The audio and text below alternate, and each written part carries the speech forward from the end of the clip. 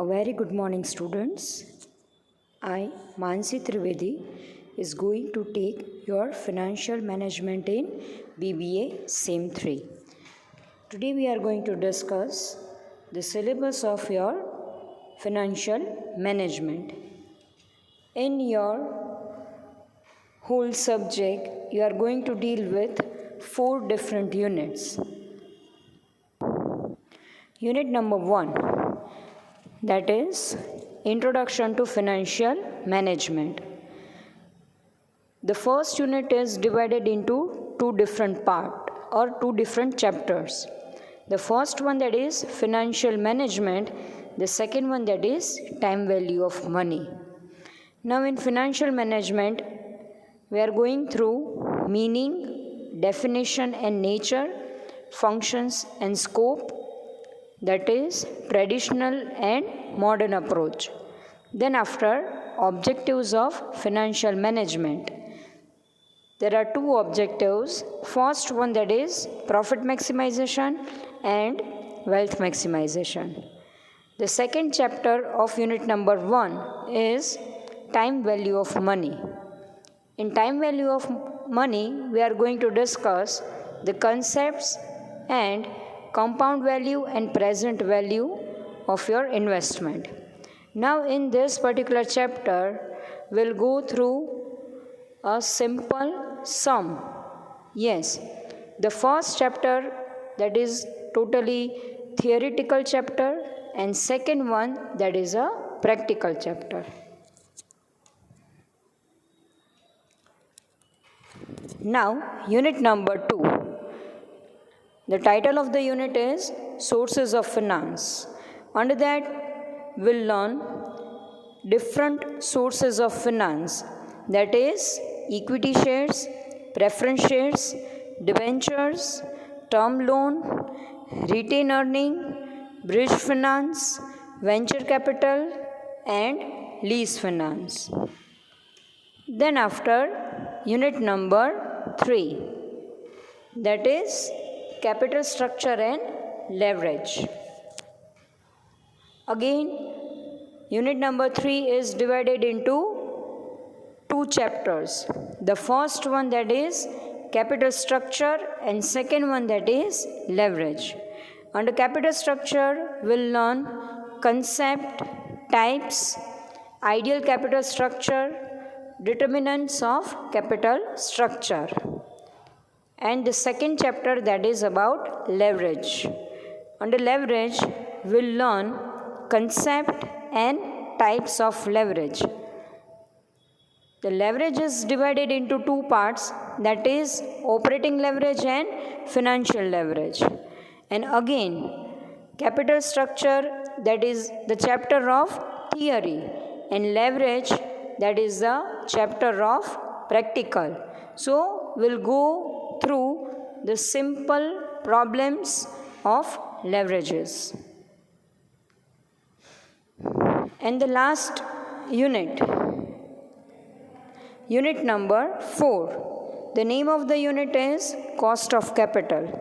Under cost of capital, there is meaning and concept, measurement of different cost of capital. Now, there are total 5 different cost of capital, that is cost of debt, cost of preference shares, cost of equity shares, cost of retained earning and overall cost of capital. We can say that weightage average cost of capital. So, this is a brief introduction of your 4 units. Now further,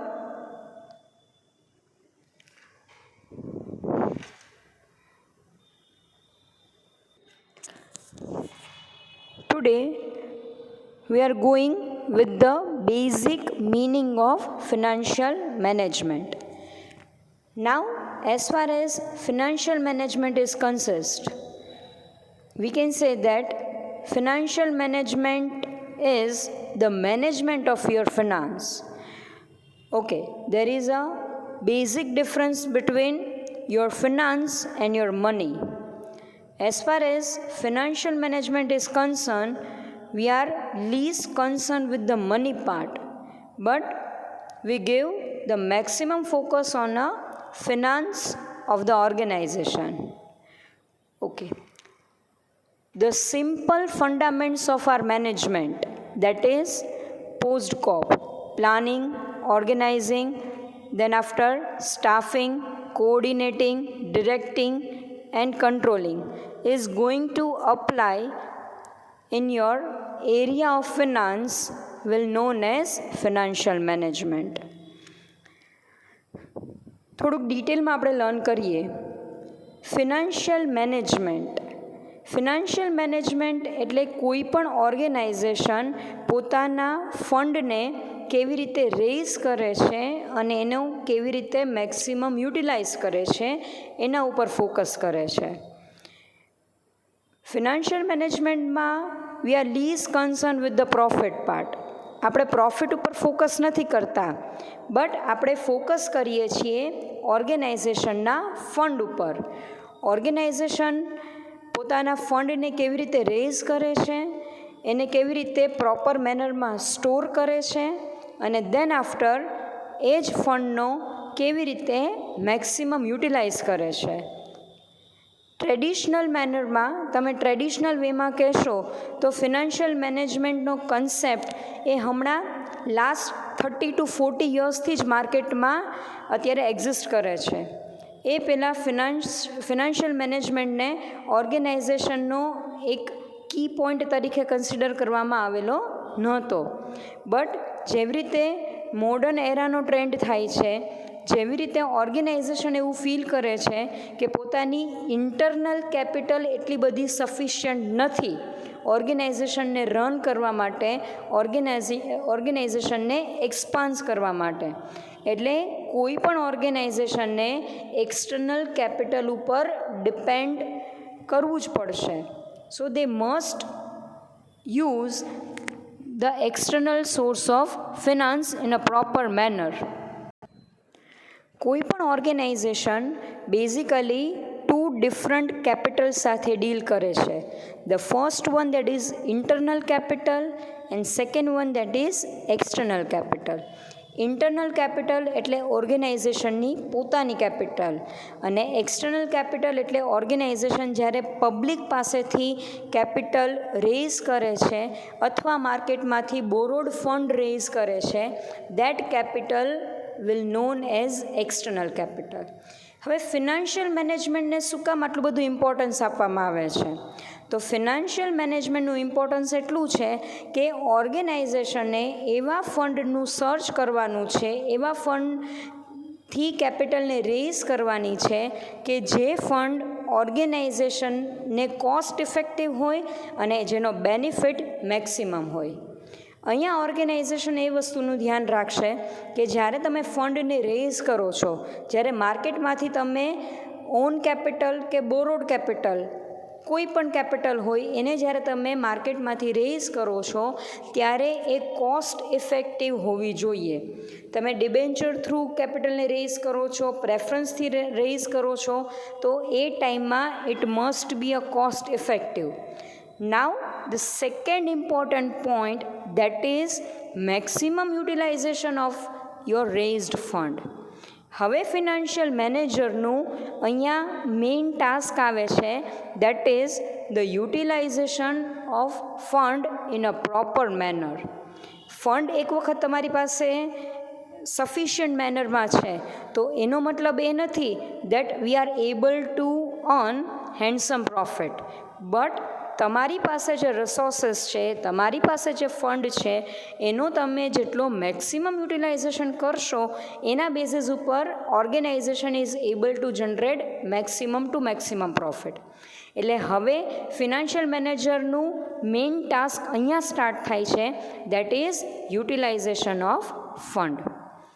કોઈ પણ organisation પોતાના રેઇઝડ ફંડને 2 મેનરમાં 2 રીતે એનો utilise કરી શકે છે. The first one that is internal usages. એટલે ઓર્ગેનાઇઝેશનના ડેવલપમેન્ટમાં કે કોઈ પણ તમારે પ્રોડક્ટ લાઇનને એક્સપાન્ડ કરવી છે અથવા તમારે ઓર્ગેનાઇઝેશનનું નવું યુનિટ સ્ટાર્ટ કરવું છે, તો જ્યારે તમે ઇન્ટરનલી જ કેપિટલનો યુઝ તમારી ઓર્ગેનાઇઝેશનમાં કરો છો, that is internal usages. And second one, that is external યુસેજીસ.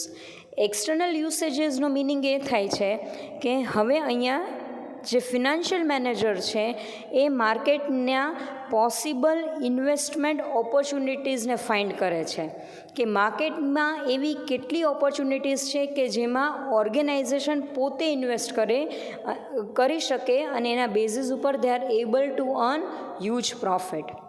એટલે ફિનાન્શિયલ મેનેજરનું ટાસ્ક ડિફિકલ્ટ એટલે છે કે ફર્સ્ટ એન્ડ ફોરમોસ્ટલી કયા સોર્સમાંથી ફંડને રેઇઝ કરવાનો છે અને કયા સોર્સમાં ફંડનો યુટિલાઇઝ કરવાનો છે.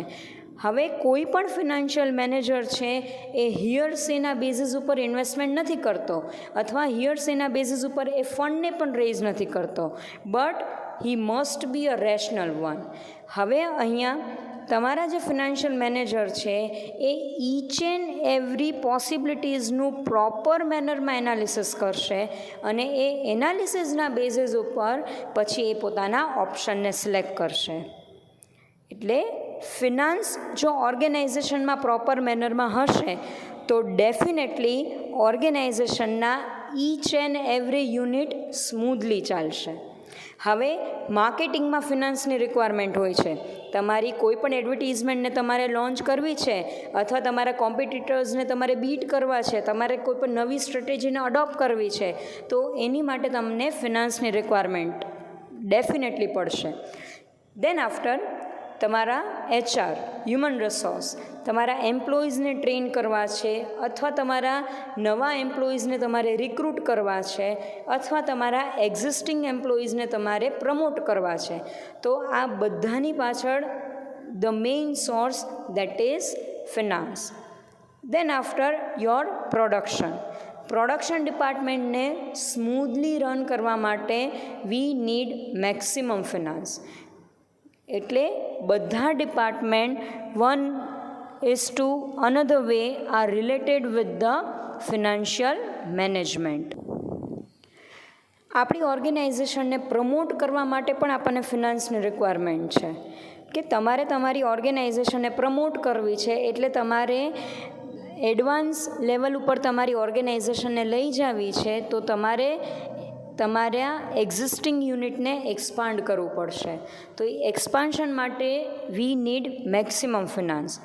દેન આફ્ટર ઓર્ગેનાઇઝેશનને સ્મૂધલી રન કરવા માટે વી રિક્વાયર્ડ ફિનાન્સ. આપણી પાસે માર્કેટિંગ સ્ટ્રેટેજી બેસ્ટ હશે, આપણા જે એમ્પ્લોઈઝ છે એ હાઈલી ક્વોલિફાઈડ છે, હાઈલી નોલેજેબલ છે, આપણું જે પ્રોડક્શન યુનિટ છે એ બહુ સ્મૂધલી રન કરે છે, તમે જે મશીનરીઝને ઇન્સ્ટોલ કરો છો એ બધા હાઈલી ટેકનો ઓરિએન્ટેડ છે, બધા ઓર્ગેનાઇઝેશનના ડિપાર્ટમેન્ટ જો સ્મૂધલી રન કરતા હશે પણ તમારું ફિનાન્શિયલ ડિપાર્ટમેન્ટ પ્રોપર મેનરમાં વર્ક નહીં કરતું હોય તો અલ્ટિમેટલી તમારા બીજા ઓર્ગેનાઇઝેશનના યુનિટ પણ સ્મૂધલી રન કરી શકશે નહીં. કારણ કે ફિનાન્શિયલ ડિપાર્ટમેન્ટ એ તમારા કોર એરિયામાં છે, સેન્ટર એરિયામાં છે કે જેના through inch and every department link-up થયેલા છે. એટલે પર્ટિક્યુલરલી તમારા સેમિસ્ટર 3માં ફિનાન્શિયલ મેનેજમેન્ટના સબ્જેક્ટમાં આપણે એ જ લર્ન કરવાનું છે કે ઓર્ગેનાઇઝેશન પોતાના ફંડને કેવી રીતે રેઇઝ કરે છે, કયા કયા સોર્સિસ થ્રુ તમારા ફંડ રેઇઝ થાય છે, અને second one, how they are going to have the maximum utilization of your fund. એટલે જ આપણે ઘણી બધી વખત કહીએ છીએ કે ફિનાન્સ ઓર્ગેનાઇઝેશનમાં જે પ્રોફિટ છે એની લાઈફલાઇન છે, પણ ઓર્ગેનાઇઝેશનનું હાર્ટ છે that is your financial management. જો હાર્ટ પ્રોપર મેનરમાં વર્ક કરતું હશે તો એ બ્લડને ઇઝીલી પમ્પ કરશે. મેક માય વર્ડ્સ, તમારી પાસે ઇનફ મેનરમાં સોર્સ છે, ઇનફ મેનરમાં ફંડ છે, પણ તમારું જે ફિનાન્શિયલ મેનેજમેન્ટ છે એ પ્રોપર મેનરમાં વર્ક નથી કરતું તો ઓર્ગેનાઇઝેશનનું જે બ્લડ છે that is profit, that is money is not going to use in appropriate manner. એટલે ફર્સ્ટ એન્ડ ફોરમોસ્ટલી કોઈ પણ ઓર્ગેનાઇઝેશનને લોંગ ટર્મ સર્વાઈવ કરવું હોય તો પોતાના ફિનાન્સ ઉપર ફોકસ કરે છે.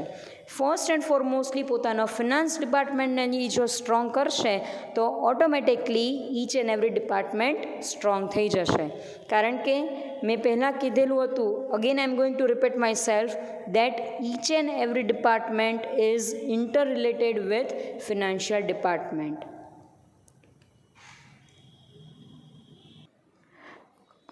ઓકે, નેક્સ્ટ સેશનમાં આપણે ફર્સ્ટ ચેપ્ટર આપણું સ્ટાર્ટ કરશું દેટ ઇઝ ફિનાન્શિયલ મેનેજમેન્ટ.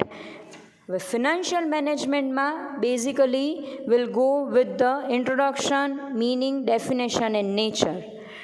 હવે આ ચેપ્ટર આપણે જ્યારે સ્ટાર્ટ થાય ત્યારે એક મારી રિક્વેસ્ટ છે બધાને કે તમે જ્યારે પણ આ વિડીયો જ્યારે પ્રોપર મેનરમાં એને સમજો છો, સાંભળો છો, ત્યારે એક નોટ પણ તમારી સાથે રાખજો કે અમુક એવા પોઈન્ટ્સ છે કે જે તમારે નોટ ડાઉન કરવા પડશે.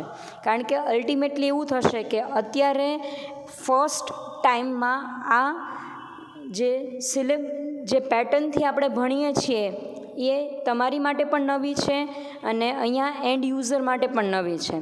તો આ સિસ્ટમથી યુઝ ટુ થવા માટે આપણે ટ્રાય કરશું કે we are going to minimize our barriers. એટલે કોઈ પણ સબ્જેક્ટનું જ્યારે તમે પ્રિપરેશન કરો અથવા એનો વિડીયો તમે જ્યારે પ્રોપર મેનરમાં સ્ટડી કરો છો ત્યારે તમારા નોટ અને પેનને તમે સાથે રાખજો. Okay, thank you all, thank you so much.